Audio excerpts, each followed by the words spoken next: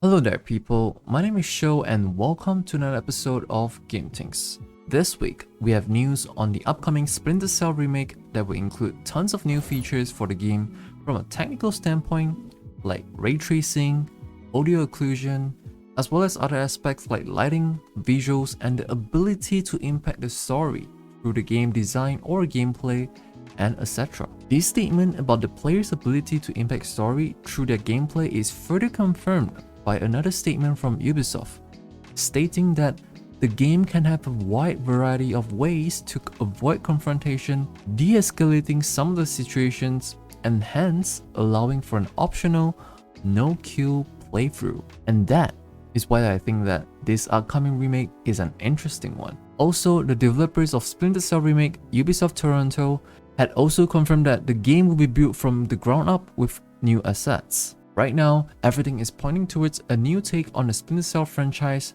with bold changes on areas of the game where the developers believe is much needed to further propel the franchise to appeal to more audience. This year marks the 20th anniversary of the Splinter Cell franchise. Ubisoft also had a 20 minutes long video celebrating the 20 years with the game, as well as sharing some insights and the journey of the franchise, and you can check it out with the link provided in the description right below. And now we move on to a different type of news. I call it the flash news. It can be expensive nowadays to get yourself a physical card deck to play at your local game store that have these events. And that has pushed some of them who still want to play the game without bleeding their wallet too much to the online version of the trading card game. And in this case, I'm talking about the Pokémon TCG. Just days ago, the Pokémon TCG Live has been introduced. It is a new client that will be replacing the Pokémon TCG Online eventually. Pokémon TCG Live is now available as a beta worldwide on PC as well as mobile.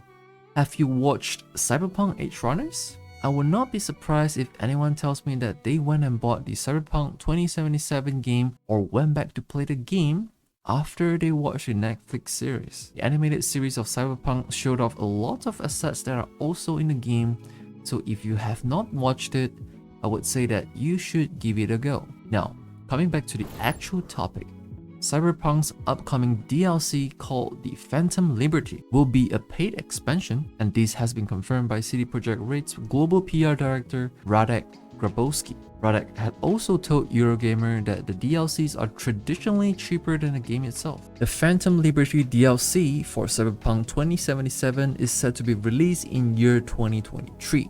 Dates can be set, so is the same for Traps.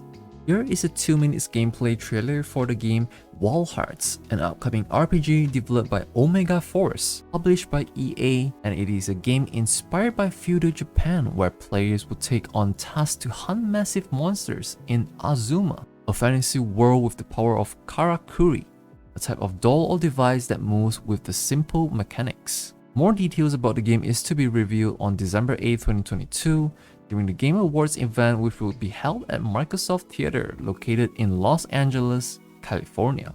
Here's also a follow-up question. You guys know how many L's are in the name Los Angeles, California? The answer is 3 to be exact. And congratulations to you if you got that right. Now here's the real question. Do you know what else have 3 L's in their name? Here's the game that is currently known as Project LLL, developed by NCSoft, a Korean video game company. This is a MMORPG looter shooter where the timeline is set in a science fiction world, which post-apocalyptic South Korea 10th century Byzantine Empire collides with the 23rd century future. This is a full 9 minutes of actual gameplay footage that is still in development and will likely to be launched sometime in 2024 on PC. Nonetheless, it is a cool showcase that I think everyone should have seen, and hopefully everything about the game can be smoothed out and played nicely when the game is launched. Another cool launch trailer that we have here from the game, the Callisto Protocol. This is a follow-up trailer from their previous story trailer, which you can check out with the link provided down below. In the Callisto Protocol, players will be playing as Jacob Lee, an inmate in the Black Iron prison who had to face a mysterious outbreak that throws the entire moon into chaos. Here, bloodthirsty creatures stalk in the dark, and mysteries at the heart of the powerful United Jupiter company are to be unraveled. The Callisto Protocol is nearing its release date of December 2nd, 2022, which will be made available on the PlayStation 4 and 5, Xbox One, Series X and Series S, as well as PC on both the Epic Games Store and Steam. Moving on. While new and upcoming games are always exciting, not all are sunshines and rainbows in the gaming world. Bad news to those who are a fan of racing games, specifically fans of the Project Cars franchise.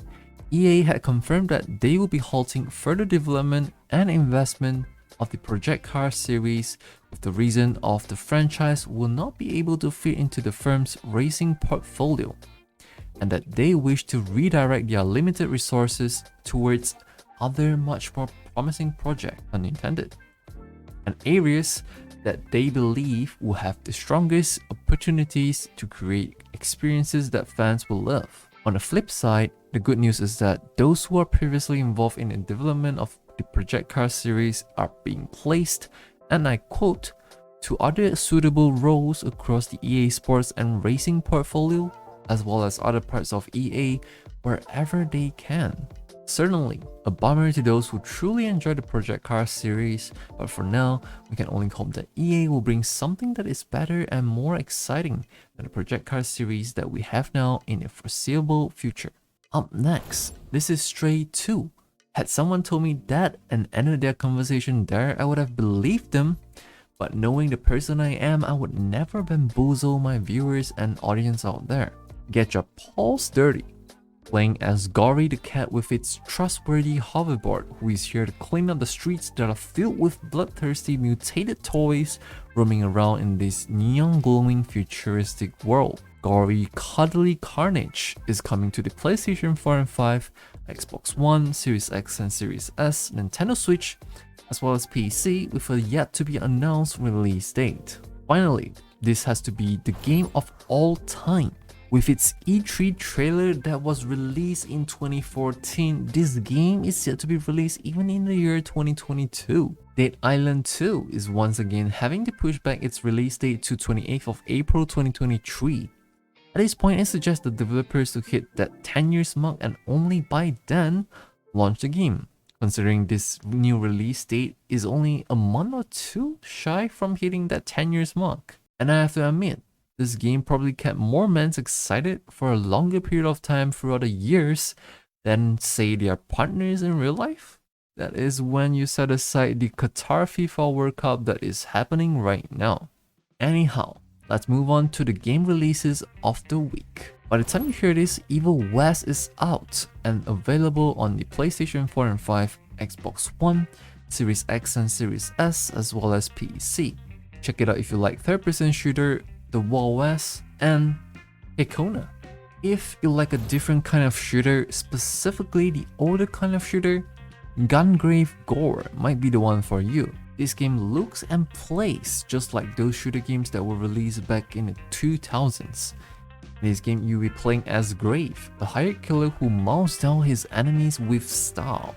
Gungrave Gore is made available on the PlayStation 4 and 5, Xbox One, Series X and Series S, as well as PC on 22nd November 2022. Last on the list, it is actually my favorite among all game releases that were mentioned here. Ship of Fools is a 2D action co-op that has appealing visuals with a simple game objective, which is to protect your ship. Here, players will be playing as the Fools, foolish enough to brave the sea. Together, you will jump aboard the Storm Strider, work together against the creatures of the storm by defending and repairing the ship all the way through. There's also a demo available on Steam, so you can check that out before you make your purchase. Ship of Fools is now out on the PlayStation 5, Xbox Series X and Series S, Nintendo Switch, as well as PC. Coming to the free games of this week, it was mentioned earlier that the original Splinter Cell is now free to claim on Ubisoft Connect, and that offer will last until the end of November, which is the 30th. However, the availability might differ depending on which country you are tied to with your account, so keep that in mind. Then, on the Epic Games Store, you can claim yourself a copy of Star Wars Squadrons, which also supports VR if you would want to play it that way. The offer for Star Wars Squadrons starts 25th of November 2022 and is free for you to claim until December 2nd, 2022. That marks the end of this week's episode of Game Things. Now, if you excuse me, I'm going to continue my journey to catch them all on Pokémon Scarlet and Violet. I know it's definitely not the best performing Switch games for sure, even with the day 1 patch, but I'm trying to enjoy the game. And honestly, if there's anything worse than the performance of Pokémon Scarlet and Violet right now, it is probably attempting to clear Elden Ring, Sekiro, Dark Souls 1, 2, and 3, Bloodborne, and Demon Souls all in a single no-hit run. Or it is also known as the God Run Free. Yes, if you doubted it, this Twitch streamer, which I will call him Dino, is among a few who actually did it to this date. Remember to give this video a like if you liked the video and subscribe to Game Things so that you won't be missing our videos posted weekly here on YouTube.